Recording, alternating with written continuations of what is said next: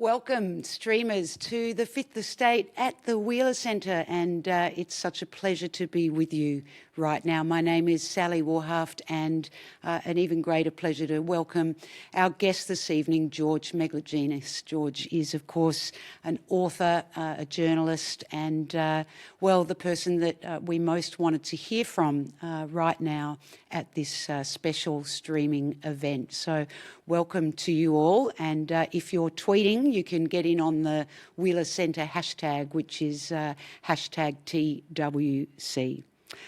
George, great to see you. Thanks for being here with us in this streaming hall, in this incredible, astonishing moment in history. It's surreal. It's surreal. Welcome. Thank you, Sally. And I missed the audience. We have to point out. Yeah. There's. We're live streaming, but in an empty auditorium. Indeed, and we do miss you, but we know you're out there. George, let's start with history, because the coronavirus, of course, doesn't compare to any moment in world history. We've never had an event that every human being has shared in real time in one way or another. And I wonder, even though it is a novel crisis, what moments in history have you thought of with various aspects of this story? What have you gone back to time and again in thinking about it? In terms of global pandemics, this is a once in a century event, but as you point out, in a very unique setting. Whereas the Spanish flu, 1918, 1919, at the end of the First World War, you had returned soldiers bringing the virus back to nation states and it then spreading locally. But the spread was a lot slower. It killed a lot of people. It killed an awful number of people, and there was two waves, one in 1918 and one in 1919. This thing, though, has done something which there's no comparable setting for it. It's basically shut down this thing called the global economy. And it's shut it down cold, and it's done it so quickly that I don't have a parallel for it. I don't have a parallel for first China going off the grid, then Europe, then the United States, and then suddenly the entire world going off the grid. And with governments telling their people that the next 3 to 6 months is essentially a lockdown. So fighting what is, as all politicians say, is a health crisis, and nation states going on war footings, but there's also an economic crisis which wraps into it very, very quickly. Once you tell a people that 60, 70, 80, 90% of the real economy has to stop work cold, to stop the spread of this infection, you are in depression territory almost overnight. Mm-hmm. With unemployment rates. In fact, the unemployment rate is almost a meaningless calculation to make, but you could very easily get from 10 to 20 to 30 very quickly. And the reason you get there so quickly is the health task is to shut down your economy. It's to stop people interacting. It's to stop people going to restaurants. It's to stop people getting on aeroplanes. It's to stop people being in the normal consumer-supplier contact.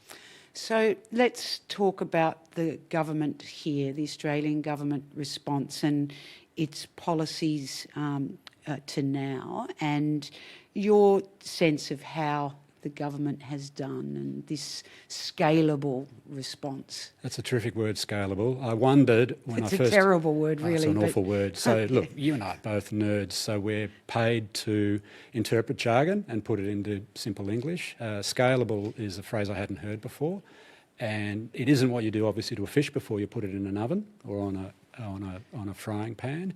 It is the idea that we're in an unprecedented decision-making period and we have scope to continue to make unprecedented decisions. It's a really, even that doesn't explain it. What Scott Morrison was intending with that phrase was, I'm going to start big and then it's just going to get bigger and bigger and bigger. And in terms of the economic response, I'll talk about the economic response first, because if you were to track a graph of the stimulus measures, now there's now been 4, they do rise exponentially from a couple of million to from a couple of billion to 130 billion, and it's happened in record time over the last couple of weeks. I don't think that's what he intended when he said scalable, but he's lucky that he left himself that out, that they were going to be making policy on the run. And if I was to assess, I'm taking the economics first because the economics is the thing that's been front of mind for everybody for the last couple of weeks. Once we started going into that shutdown, once you couldn't go to the football, once you couldn't go to a restaurant, once you couldn't leave your own suburb, it very quickly became apparent that there was no income coming in for a lot of people.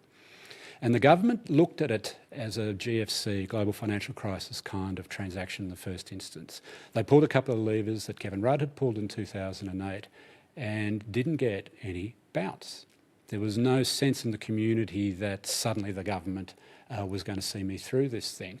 Because by the government's own rhetoric, they were talking 6 months of lockdown, 6 months of constrained, community activity, 6 months of constrained economic activity, but just to do a simple payment like the first lot of payments, and the first couple of payments were just a dole payment for pretty much anyone who wanted it, then doubling that payment, and then some tax relief for small business. Those things weren't even going to get you to next week, and in fact, that money wasn't going to turn up in your account until sometime. In fact, I think they were shocked at how complex relationships were in the real world. And you think politicians would understand these things better, but they were shocked that what they were offering had literally no traction.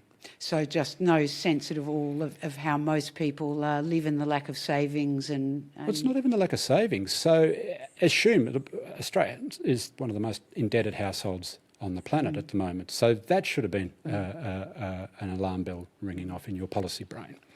But the other part of it is just the 6 months. You think about all the fixed costs in a 6-month period. You've got your gas, your electricity, you've got your telephone, you've got your internet. And of course, if you're isolated at home, these are things you're going to be relying on increasingly. But you've got no money coming in. For parents with kids in school, you've got school fees. So what about what they've done since, and particularly the really big announcement yesterday about the job keepers and so on? Yeah, so yesterday was the day that they finally got the idea that because they're asking for an epic sacrifice, you needed an epic transaction of support to match it. And I've been banging on about this for the last couple of weeks. I feel like one of those sort of internet shills sort of jumping up and down going, but what about this other stuff? As I say, the first couple of stimulus packages left so many people out, and also the money being offered wasn't enough to tide them over for 3 to 6 months. This thing is very generous for a number of people, especially lower income workers. So we're talking about now this JobKeeper allowance, which is paid directly to small business and a big business. There's means tests for big business. So basically anyone who's had to lay off staff or anyone who's had between 30 and 50% loss in income compared to the same period last year get this $1,500 a fortnight payment. And it's designed to hang on to a worker. And it is also designed to be given straight to a worker. So the number is big. 130 billion is a really, really big number, but on a per taxpayer basis, it's still not a big number. It's only $300 or $400 per taxpayer. And it's only really $10,000 over the 6 month period that you'll be giving money to tide people over. So it's not that big a thing for the individual household, but it's much bigger than the government's ever done before. Again, let's reference the GFC, right? Kevin Rudd gave us $1,000 to go shopping as an act of patriotic duty in Christmas. And you knew this money was coming and you knew what it was designed to do. And there was a couple of other stimulus measures, especially in the second wave. You know, you're looking at school building program, Pink Bats, which obviously didn't go as well. But the way they configured the stimulus for GFC, it was cash and then infrastructure, with the Reserve Bank slashing interest rates on the way through. That was a 2-3 step transaction. This thing is much bigger than that because it's a different problem. I'm shutting the economy down to contain the spread of this virus. That if I don't contain the spread of this virus, I can't even begin to calculate as a Prime Minister or as a Treasurer what it's going to cost me to save lives. because I'm going to lose too many anyway, and I'm going to overrun my health system before I know it, and I'm going to infect too many nurses and too many doctors, and I'm going to infect too many cleaners in hospitals, I'm going to infect too many people that I can save if I do this other thing, which is basically put the community and the economy in a deep freeze. Again, when you're doing that, you have to be able to tell people that I've got your back. And I've got your back is not $1,000 to go spending, because I don't want you to go spending. Did it surprise you? Because it's been, the response has been from the government, it's been mixed, hasn't it? There's been clear, real errors of communication and muddiness and this incremental plan, you know, it's obviously the strategy. Was this a good response? Is it the right economic response? This is a good way to frame the question, because if you think about the first response was clearly inadequate. The first response misunderstood what the government owed the community in return for the sacrifice it was asking the community. The government misunderstood that. And one of the reasons the government misunderstood it is I think they were still processing the shock of what it is that they were undertaking. So we went from a couple of weeks ago for Scott Morrison still arguing for his human right to go to a rugby league match before you and I couldn't go to the opening Richmond Carlton game the following Thursday. So he still wanted to go to a Sharks game on the Saturday, but we couldn't go to the MCG on the Thursday. If he's thinking that way, I can tell you, he hasn't computed yet. And when he was arguing for the right to go to the rugby league, the day before was that first of the so-called big stimulus measures, and it clearly didn't even touch the sides. But, and this is where I don't want to go to praising individuals because it's the collective that's pulled this off. In the last couple of weeks, they've gone from still shaking hands and wanting to go to the football and sending out all these mixed messages about what code alarm level we're at, to suddenly realising not only are we shutting this place down for up to 6 months, not only is the entire global economy going into recession, possible depression, and really quickly, we have to do something that is the equivalent in terms of our support in exchange for your sacrifice. So to take just 2 weeks to get there, I think is pretty good. And I've got to be honest about this. You can't be the person who called for this a couple of weeks ago, and a lot of people have been calling for this a couple of weeks ago, and then you get a turnaround within 2 weeks and suddenly you want to nitpick the detail. There are clearly a number of holes in the safety net, but as they draw up the legislation, they'll start to pick up other people. One of the things that's impressed me in the way the government has been forced to respond to this, what's impressed me is not so much that they've shed the ideology about debt and deficit, is that they have had 3 or 4, oh my God, I didn't realise it was that bad. And instead of pushing against it, a la Donald Trump, they've gone, all right, I need to scale up. And as I say, full marks for people learning on the run on this, because this is... It's a shedding of ideology, isn't it? Absolutely. And but is it's it the much shedding of small government too? Is that over? Okay, so small government. I think in their mind they still think that they'll run a small government in the recovery whenever that comes. Oh, well, the recovery of that thought will probably come So in. I think even in the next week it'll occur to them that suddenly they're responsible for indemnifying pretty much the entire real economy, with a couple of exceptions. And the exceptions are the things they're clearing the path for. They're clearing the path for health, essentially. So it is your classic, in economic terms, it's your classic command economy. It is a war economy. Pretty much everything else has been asked to get out of the way so we can do our best job on the health front. Now, John Curtin, when he ran a command economy during the Second World War, and this is the other parallel, you asked me about parallels. The funny thing about this is it's Spanish flu, Great Depression and the Second World War all wrapped into one. The one part of it that is tangible for people who do have memory of the Second World War is John Curtin shut down all essential industries. Women were put into the munitions factories and all the men were mobilised. And there wasn't a single idle transaction in the economy that wasn't devoted to either the war front or the home front. Now, of course, he was able to do that in the context of a full employment economy. He could plan a full employment economy for total war. This is total war on a health front, but with an extraordinary number of people been asked not to work. So this is the difference. This is why it's very tricky in terms of your precedents. You almost have to mix and match your epic examples from the past. So the health part of it, which is now the transaction that everybody is focused on, and we'll talk about the health response in a second. I just sort of want to tease out the economic argument first. The health response, for it to get right, in the short to medium term, they almost have to crash the economy by design. Now, how do you revive that economy after it's over? Well, everybody runs back into the street, has a VE Day celebration. We all start to hug our families again. We could feel safe hugging them. Now, could that be 6 months from now or 18 months from now? I'm not sure. They can't tell you, I couldn't tell you, and I wouldn't pretend to know. It doesn't feel like something that will suddenly revert to normal in the next 6 months. Now, during that period, let's say let's halve it at 12, not 18. And let's keep our fingers crossed that there isn't a second wave like there was a second pandemic with the Spanish flu in 1919, which took out more people than the first one did. Let's hope they declare mission accomplished, and it is mission accomplished, and it happens within 12 months, and the entire world can start to go back to some sort of normal business. A couple of things have already changed. There won't be as many people buzzing around the globe. At airports, they're going to be testing. So overseas travel is going to be slowed even if it comes back. Overseas migration will slow even if it comes back. And in fact, what we see across a lot of nation states is all the expats coming home. So a lot of Australians coming home, a lot of Chinese going back to China, a lot of Indians maybe going back to India.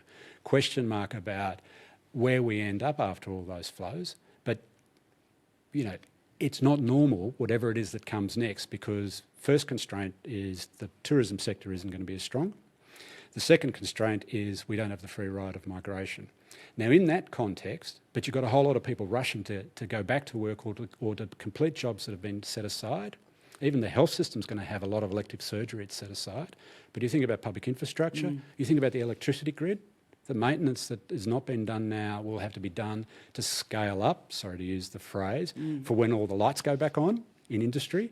That is a very, very complicated business, and you can't leave that to the market. And there are endless examples of those. So you can't. The reason why you can't leave it to the market, and think this thing through, it's a command economy now, i.e. a planned economy. The government's running the economy to all intents and purposes, and it's very heavy intervention for public health reasons. In the recovery, there has to be a very heavy intervention again to stop this thing blowing up in the recovery, to stop having an escalated run-up in demand, crowding out the good things you want the market to do. The market's not going to be able to function in the way that we understand it for a number of years. And economists understand this, because when they look at your history outside of wars, there's a lot of planning that goes in for the reconstruction and recovery. And we're looking at a reconstruction, not a recovery. This isn't the Second World War for us, where, you know, some bombs landed on Darwin, some bombs landed in Broome, but, you know, the southeast was you know, got off scot-free in terms of action. It isn't one of those things. There's going to be scars all through the real economy. There's going to be physical scars for people who didn't make it. There are going to be scars for people who did make it but have their health compromised. There are going to be scars for people who weren't treated for other things because they couldn't be prioritised. And there are going to be scars out there in the community for people who, for the first time in their lives, have had to go 6, 12, 18 months without a job. So I think you're looking at the government, and whether it's a coalition government or Labor government, who cares really? What we're actually been forced to think about in terms of public policy is a very, very active state for a long, long time. And weirdly, the way democracies work is an active state yields better information sometimes than a market yields. Now, this might be quite a controversial theory, but hear me out on this. What we've seen in the last couple of weeks is democracy working properly. So a stimulus package gets announced and half the workforce says, what about me? The Labor Party says, hang on a minute, everybody else is doing some sort of wage guarantee. Scott Morrison said, I'm not doing that. Labor says, hang on. Constituents tell the government, hang on. And before you know it, the government's changed course. I would expect we'd see a number of these things happen over the next few years. It doesn't really matter what the government is. We're going to find out really quickly where the bubbles are and where the gridlock is. And we don't want the bubbles to grow again. We certainly don't want to all be running back to have another property boom. That almost makes no sense, right? We certainly don't want to see the firms that did okay in this thing and didn't share any of the sacrifice suddenly make super profits. I can't see that happening. CEOs having sacrificed salary during the crisis, I can't see them reverting back to salaries that are many multiples, exponentially multiplying to the lowest paid worker in their workforce. I see a lot of things changing. What I can't tell you is what the change is, because a lot of the changes that will happen in the next few years will be the changes as the real world bumps back up against decision making and against markets, with the real world and the government pulling rank over an unfettered market. You mentioned John Curtin before, and I mean his endeavours in leadership in Australia during the war killed him. The burden of that, and be careful what you wish for. It killed two of them too. It killed Roosevelt as well. That's right. Of the Allies. That's right. And there were two others. And I'm hoping it doesn't... there was another guy called Churchill and then lost the next election. That's and right. There's another guy called Truman who dropped the atom bomb. He lost the next presidential election as well. So it's a short shelf life. It's an amazing, it's like, the musical chairs and your numbers come up and now is the time to... This is what you were elected for, ultimately, isn't it? And hey, can I do something really gratuitous? Sure. So if a Scott Morrison or a Josh Frydenberg or even an Anthony Albanese or a Jim Chalmers were watching this now, or one of the premiers, I'd say assume that this is the last big thing you do in your political career. Just assume it. And in fact, stop worrying about your political future, because your job now is to get this right. And in fact, hasn't it been evident when they do? You can see them, the moments where they are thinking about it, and it's when the accidents happen or the miscommunications. Yeah, there's a couple of things. So there's a couple of things. I still think Scott Morrison's still adapting to the challenges, and they're very difficult challenges. You wouldn't want to be going to work every day wondering whether this graph would get out of control and suddenly your hospital system, your health system's overwhelmed. You just don't want to be that person, and that's a very heavy responsibility to have. And at the same time, you're basically jettisoning everything you ever believed in to deal with this crisis. Every now and then you do see, the old Morrison comes in. He wants to litigate with the journo, wants to tell the journo to bugger off. He doesn't want to do this or he doesn't want to do that, but he's adapting. And as I said, and this is why I mentioned to all leaders, and I don't want to sound like too pompous about this, but the sooner they get past the thinking politically, and you've alluded to this yourself, the better decisions they'll make now, and their kids and their grandkids are going to thank them for it. Anything else, any political calculation, if they still hear themselves thinking politically, if the communications minister for EG, Paul Fletcher's a lovely bloke, but if he's thinking, as soon as we're out of this, I'm going to gut the ABC anyway, you're not thinking right. For EG, I'll just a random example. If you're thinking as a treasurer, here's a good chance to deunionise the workforce, or as an industrial relations minister, or you're thinking as a finance minister, what the hell, I'm going to slash public service pay for here until eternity. Everybody else is making a sacrifice. I'm going to take 20% off their salary for the rest of times. It'll look great on my balance sheet. Anytime you think like that, forget it. You're not actually treating this crisis with all the earnest endeavour that you need. But of course, once you stop thinking politically, it releases you and you end up making better decisions anyway. A fascinating aspect of this in Australia, but elsewhere as well, particularly America, but in Italy, everywhere where the lens has been the role of, in Australia, of course, it's premiers and chief ministers. In other places, it's mayors and so on. It's been little of the city mayors. I've felt it's been very much the level of state and premier. And this has obviously been a shock for the feds. I think you're putting it mildly. It has of the multiple shocks, the governance shock is probably the one that they didn't see coming. Yeah.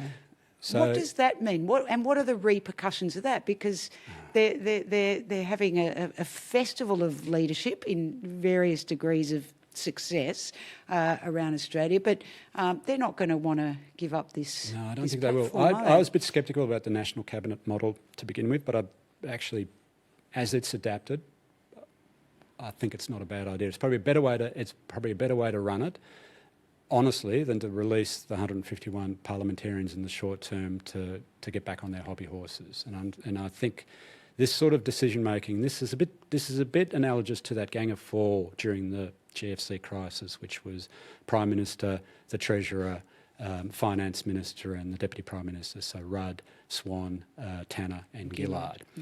This obviously has got much more firepower because you have jurisdiction and you have power. So Commonwealth has the chequebook and the states are responsible for the health system. You have to collaborate and you have to collaborate as equals. And it's pretty apparent to me that the difficulty Morrison had at the start was he thought he was in charge of all the premiers and chief ministers. And they realised very quickly that his national interest, which is to try and take this thing relatively slowly, wasn't matching with some of the advice they're getting from their state health advisors, especially Victoria and New South Wales, which are the epicenter, especially Sydney, which is the epicentre of the outbreak in Australia. And you could feel the premiers going, hang on a minute. In the end, if our hospital system is overrun, it's me, it's on me, it's not on him. And that part of that arm wrestle, and again, to Morrison's credit, he's accommodated it. I mean, there's been a bit of a sort of backbiting between Morrison's office and the New South Wales government.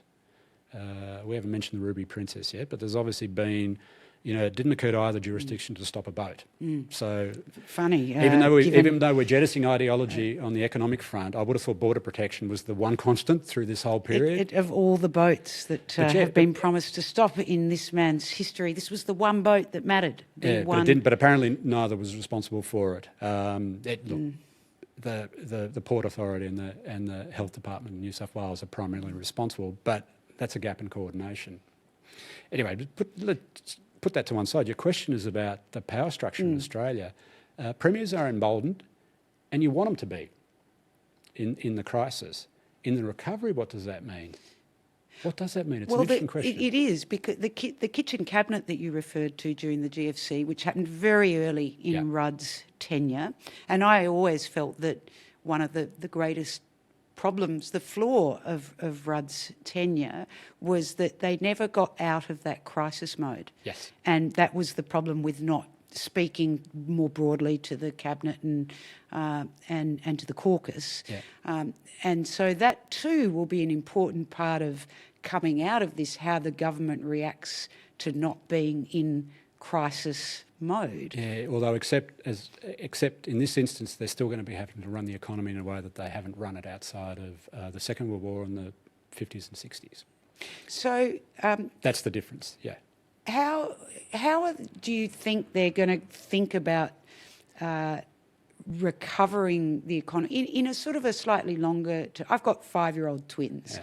A month ago, there was sort of assumptions you could make if all goes well in life that they might finish school if I'm lucky, and they might go to university, and who knows? Who knows? Yeah. Now everything about the future of our children suddenly feels very unknown, and I mean it weighs upon it generationally as well.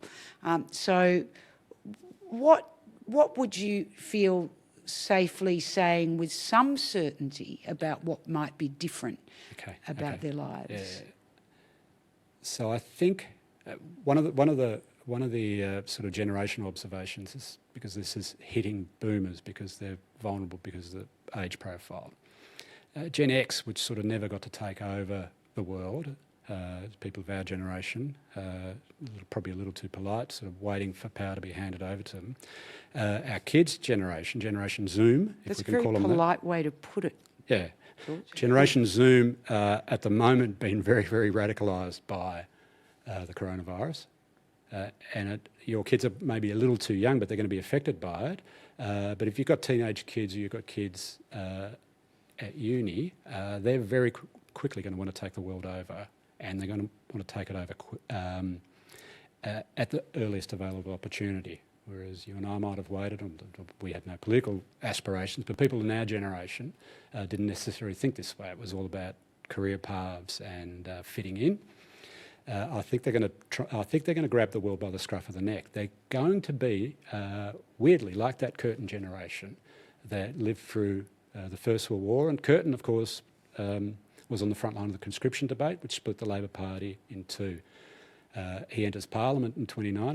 He's only a oncer because they're out by 31. Split again by the Depression. By the time he gets to run the country in a Second World War and then plans for a recovery, even though the war itself kills him, he's learnt everything. And I think that generation, your kids' generation, are are going to make much better decisions, I think, in the next 10 or 20 years when that group is in charge because of what they've lived through. And what they've lived through is 3 crises in the space of the last 20 years. So that's sort of 2001, shock of September 11, and all those unnecessary wars, especially in Iraq. I don't want to talk about Afghanistan, but that thing's going to end up as another score draw for the US and the Allies. The global financial crisis, the environment, home ownership, just the affordability of Western life, all those issues, even before we reach the pandemic, have been drilled into their subconscious. And they spend a lot of time looking at us, wondering why we haven't fixed it. And they certainly look at the boomers going, well, okay, boomer is what they say. And no disrespect to the boomers watching the stream here, but you think about it in terms of generational power shift, you are looking at a generation that is going to do quite dramatic things compared to the cohort that sort of came into the world at the end of the 60s, into the 70s. Part of that bubble had free education in Australia at the tertiary level. A lot of them are sort of indebted before they start working. I think you're looking at a radically different country. What's going to change? Okay, one thing that now is such an obvious question to have, and if you think about the cycle we've been through, a summer of fires, a black summer of fires, going into a pandemic, and if we are in a position to declare mission accomplished by the end of this year or next year, and there's another bushfire season, and you don't talk about climate change at that point and take it seriously, you're dead politically. So I think that's one of the things you'll notice, a very, very big change.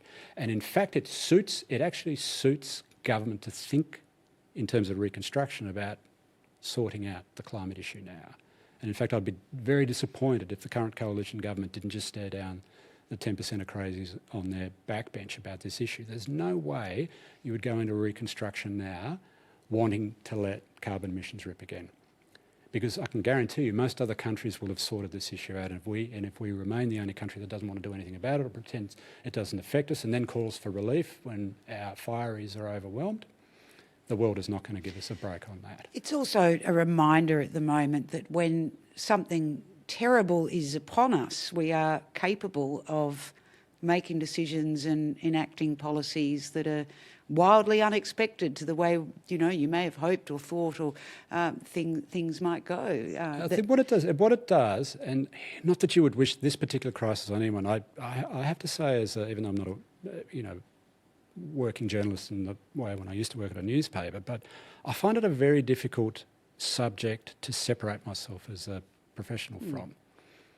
I get to write about it, so I'm not on zero income at the moment, but I'm not going to be earning much in the next 6 months like most people. But every time I'm looking at the subject matter, I can't separate my fears for family and friends. It's not the same as covering a war or covering an election campaign, God help us, where you can put in 5 or 6 weeks of heavy duty, a tour of duty, knowing that the rest of the world is sane and all the arrangements in terms of care and other things are sorted out for you. You clock up your days owing and then you come back and you crash for 2 weeks and have a good time binging on something. This is not that sort of story. Every living, breathing minute of it, you're still making calculations about your livelihood. You're still making calculations about the health of your parents. And the health of yourself. And yes, and it's so that part of it is just really, really tricky. But the interesting thing is I'm trying to put myself in the shoes of a decision maker. It is interesting to observe how uncluttered their thinking is forced to become. So all that little stuff, all the culture war stuff, all the sort of score settling and all the other stuff that has been such a dominant part of politics on both sides for the last 20 years. How pathetic does it look? It feels really pathetic, and you almost hear them, as I said before, if they still hear themselves thinking politically, they're not on task. They're not focused. I'm using their jargon here. Basically, they're not treating it with the seriousness it deserves. So I think the possibility for making really, really big and epic decisions is clarified by the nature of the challenge. So you can look at climate change and think, it's going to rain, so we're not going to have a summer quite like the last one, and maybe I can get to an election without another drought, without another, apocalypse, right? That's presumably how Morrison would have been thinking, and especially he'd have a chip on his shoulder about the way the media treated him and the way people in the fire zone treated him when he turned up to shake their hand. So you can sort of understand that, but not now. And No in more fact, shaking hands now. well, he wouldn't be shaking hands, absolutely, but not now. Would you be calculating how do I keep the crazies, on Sky After Dark at bay on this thing? And he will be talking in the G20 context, even though he's zooming it. They're not face to face because they can't shake hands or breathe on each other, of course, because Boris Johnson's got it now, unfortunately. Yes. Yeah. And I'm wishing him a speedy recovery. But you would think in that peer group, they're not all looking at each other going, how can I pinch another election by not doing anything? No, they're not thinking that way now. And this is, as I said, you wouldn't wish this on a society. You certainly wouldn't wish this on a planet that has been as connected as this particular planet. And a lot of people in the West argue about globalisation, and there's good reason to view this phase of globalisation as not being in the interests of poor people and the middle class and most rich societies. You get increase in inequality in rich societies, but globally inequality is shrinking because a lot more people have been joining the middle class in the last 20 years. Most of it, obviously, from China. You want to be able to maintain some element of that in the reconstruction. You don't want a winner-take-all world in the reconstruction. And you don't want, obviously, you're not going to get politics as usual, but the one thing you do need to guard against is the temptation once governments get to pull levers again, because this is one of the weird things about the last 10 to 20 years. There hasn't been that many levers that actually pull. This is why they revert to culture war. This is why they revert to appointment wars. This is why they try to intimidate the ABC into giving a crazy on the right airtime, because there's been nothing else to do. Now there's everything to do, and I guess the balances between ambition and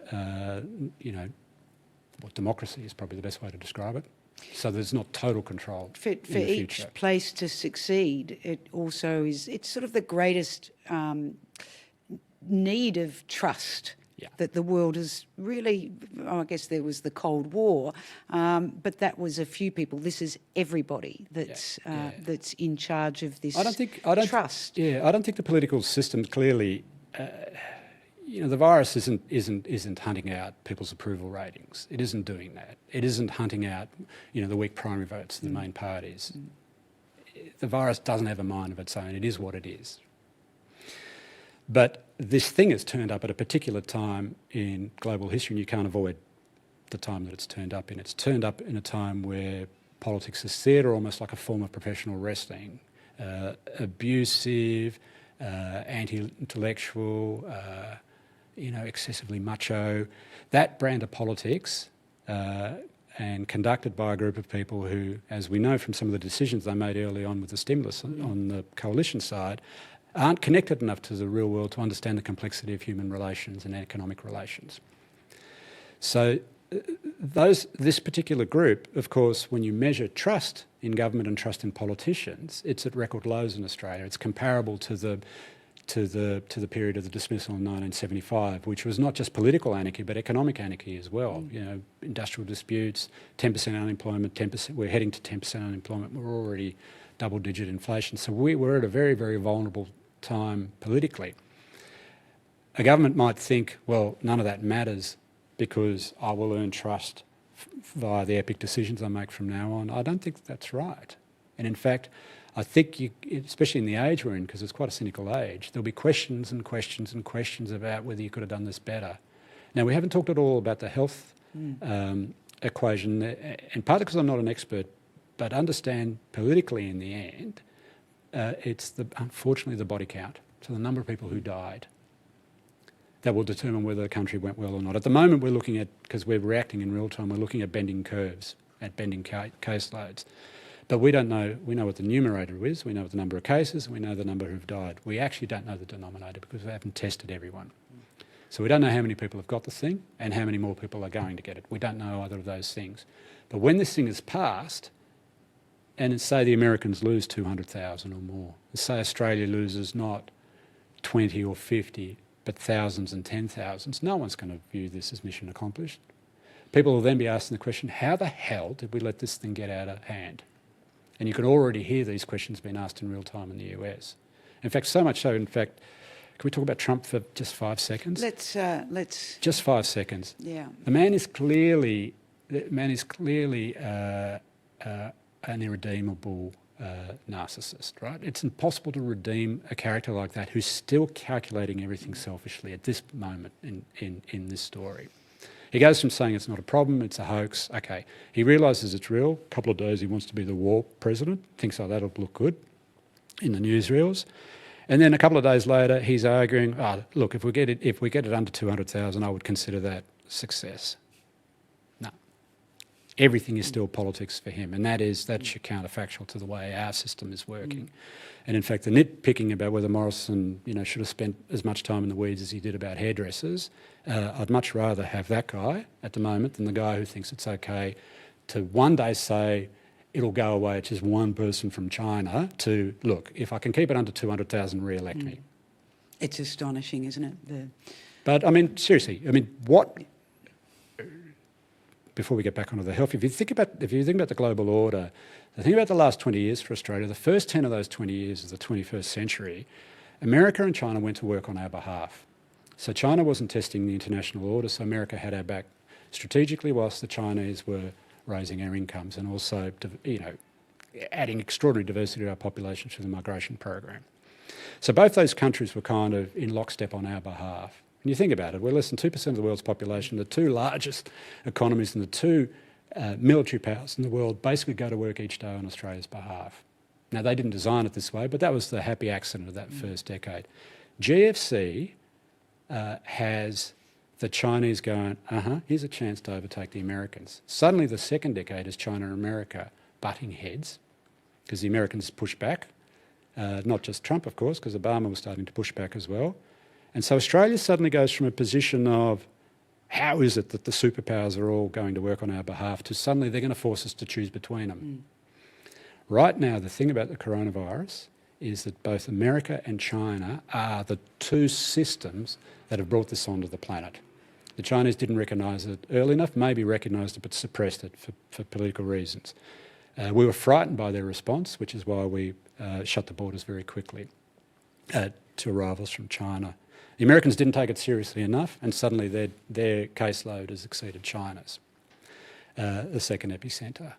Europe obviously still is a big epicentre, but basically between America and China, they've shown us that they can't govern the globe, whether in friendly cooperation or competition. So Australia gets this thing going for it at the moment. It suddenly doesn't need to suck up to either of those two countries. We need them in a way, but we're not going to have to think about them for the next 12 to 18 months because our borders are closed. We are going to be governing on our own behalf, and it's going to be difficult, but we're going to be governing on our own behalf for a fair while. In fact, this cycle and the next political cycle are going to be about decisions made locally, and our international relations are going to be in freeze. And that'll be true for the whole world. Well, every constituent part of the globe is going to be in a position like that. Look, there'll be some bad actors that think, okay, I might invade a country now, and there'll be some other bad actors who'll think, well, both of you are well, they'll be picking on one, not the other. Everyone wants to poke America in the eye at the moment. And look, even if the Americans sort themselves out by the end of the year, you wouldn't trust them. And in fact, if you're an official in Australia now, the health people can now swap notes with the Treasury people, because the Treasury people will tell you that no one saw the GFC coming in a way because everyone assumed that the Americans wouldn't do the crazy things that they did. One of the regrettable decisions was not closing the borders to Americans much earlier, wasn't it? we were alluding before to in the end, unfortunately, the death toll is the thing that's going to determine the health response. It is pretty clear to me that our medical officials were anxious quickly enough for the Chinese threat. And I talk about the contagion, not China as a country or its people. I'm talking about the source of the virus through travel. They were very, very they were quick off the mark on that, but they didn't sense the equivalent danger in the US. And in fact, you have to ask yourself the question, so do you as a health official, sorry, I touched my face then, not supposed to touch my face, do you as a health official get the China pandemic risk and then are blind to the US pandemic risk, because you assume the American health system was in good nick? You knew it wasn't in good nick, come on, you're kidding me. Is the other reason you're a bit slow because you didn't want to offend them. Possibly, I understand that. It's not a decision health officials should make, by the way. It's an unfortunate decision a Prime Minister makes. But, I mean, those graphs are out there. It was obvious at the American trajectory, even before Scott Morrison still wanted to go to the footy, it was obvious the week before that they were tracking faster than Iran at that point, and they were in exponential growth. And it didn't take long for everybody, and New Zealand went first, remember, locked them down. We should have closed our borders a good 2 weeks earlier. And in fact, we'll never know. No. We'll never know, unfortunately, if we could have bought enough time. Now, remember, our winter's still ahead of us. This is the thing that makes me feel awful about this entire story is you can almost feel a muddle through a version of the Lucky Country going on, because this is a northern outbreak in their winter, and we get advance notice. And as usual in Australia, we don't quite take the advantage of these gifts that we could to their fullest extent. It's been our national story for decades now. So I'm not going to be triumphalist about it, but I would say that the economic response, a week ago I wouldn't have said this. A week ago I would have said, it looks like the health thing is working a bit better than the economics. I'm more wary of the health response now, only because you just don't know how much community spread there is. And look, episodes like the Ruby Princess doesn't make you any more trusting in the coordination, for want of a better term. But the economic response, because it is escalating to a position where a couple of weeks ago it seemed radical, and now it seems logical. So I think we're adapting much faster in the economics, and maybe that says something about us as a country, that we are able to get that material transaction right in the short to medium term. But the sacrifice transaction, which is really what the health thing is, and the part of the sacrifice which was difficult, I think, for politics to make, is to just go it alone. And of course, if you knew that every country was going to go it alone a fortnight later, you'd hop in the time tunnel and you would say, beginning of March, everybody arrives from overseas, automatic quarantine, set the testing regime up at the airports, set the testing regime up at the ports, and then hopefully try to test every person in the world. There is something, some egotists in sort of the bureaucracy or governments might be thinking this already, but there is some truth to this.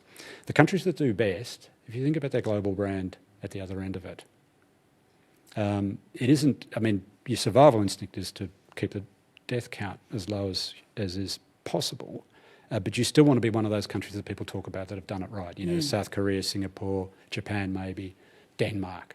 Australia wants to be in that category. It doesn't want to be not as bad as Britain, or certainly not as bad as Italy, but, you know, on the same... somewhere in between South Korea and Italy, or or Germany, somewhere between Germany and Denmark even. You don't want to be that country. You want to be an exceptional country, because, for God's sake, you tell yourself all the time that you're a great people. We tell ourselves. It's almost... Well, I mean, with advantages in this particular... Well, to be a continent... To a continent in the right season. With a health system that... And a health system. Is superior to many, many others. But we won't know. But see, we won't know we won't know until winter whether the caseload is low and the infection rate is theoretically lower because of the season. There is so much we still don't know about this virus. We are finding out a lot really quickly, and... So here's the thing that we didn't have 100 years ago during the Spanish flu. You couldn't have people doing the exponential graphs in real time. You couldn't have media organisations with the tools to do really, really high-level analysis. You didn't have the information sharing between countries that we have now. You certainly didn't have the information sharing between national health departments, one to the other. Chinese sending lessons to Europe and to Australia and to the US, and the Americans, the part of the system that is working, sending lessons elsewhere, collaborations on coding the thing, collaborations on testing, collaborations on hopefully the cure. You know, we are weirdly in a much better place, but of course the other thing that's unprecedented is the spread is exponential, simply because of the number of people who buzz around the globe on a daily basis, or have been buzzing around the globe on a daily basis. George, It's quite exhausting, isn't it's just a remarkable thing to talk to you about it. Your long range, both backwards and forwards in your thinking. It's really something. Thank you, and we'll look out for your written words as this goes on. And to those of you streaming, thank you. We can get back to our living rooms and you can get on with your evenings. For those of you that sent in questions, I've tried to incorporate some of what you sent in into the questions tonight, and we can keep the conversation going on Twitter and elsewhere. Please check into the Wheeler Centre website. They've got the most astonishing archive, I think, really in the country of contemporary talks and so on, perhaps after the national broadcaster, but a lot of long form, enough to keep you going for weeks and months. And also check in to see what is going to be coming up here in our new streaming universe. And most of all, thanks for tuning in and take good care. And we'll see you. We really will. Good night.